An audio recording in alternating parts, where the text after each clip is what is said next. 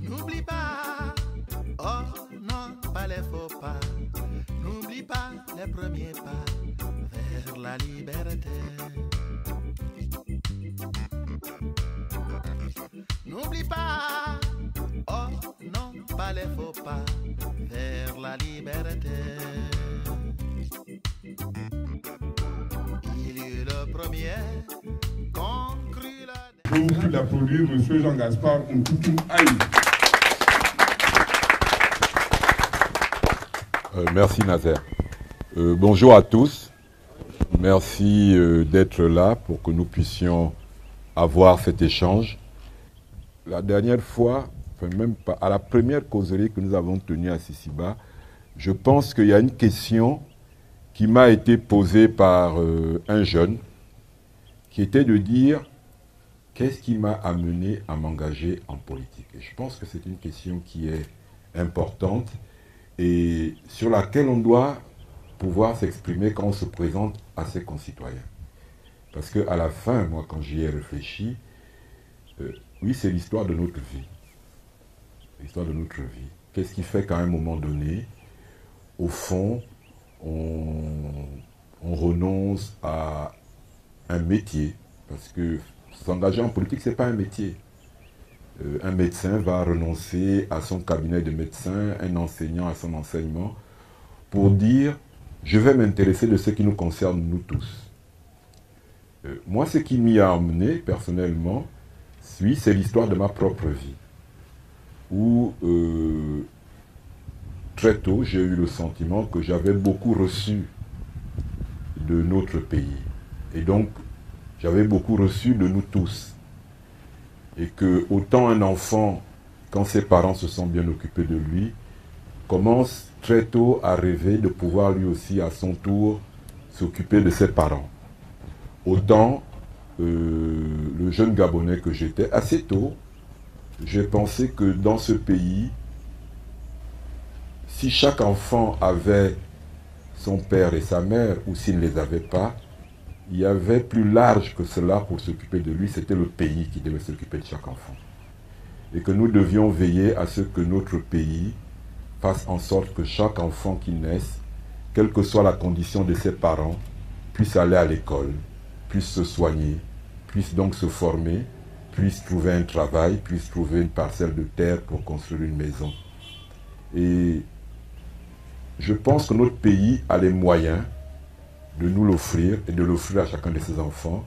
Et je pense qu'il est de notre responsabilité, à tous, de faire en sorte que chacun des enfants de ce pays puisse effectivement bénéficier de cela de la part du pays.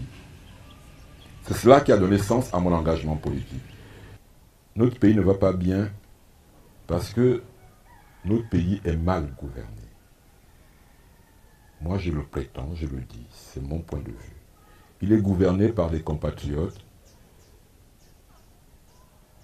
qui n'ont pas la capacité à diriger un pays.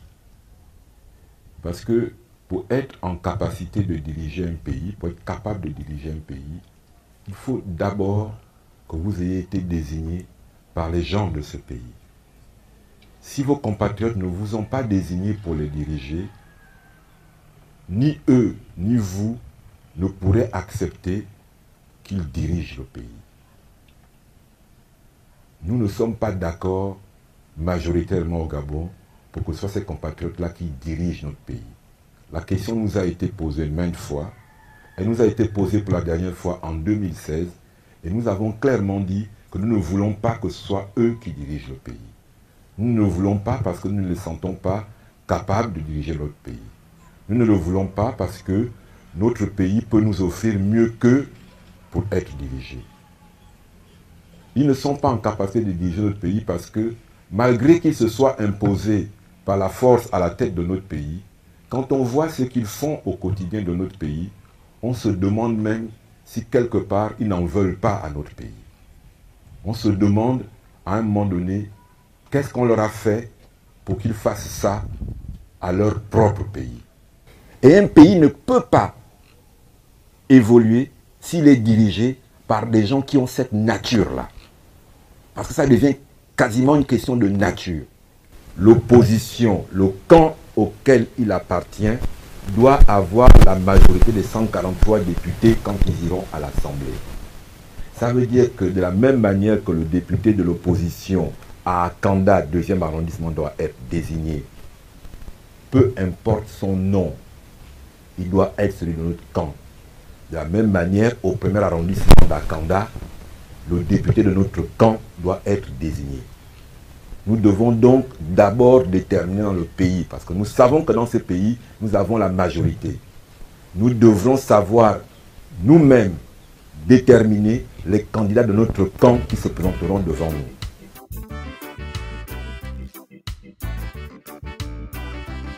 N'oublie pas, oh non, pas les faux pas. N'oublie pas les premiers pas vers la liberté. N'oublie pas, oh non, pas les faux pas vers la liberté. Il y eut le premier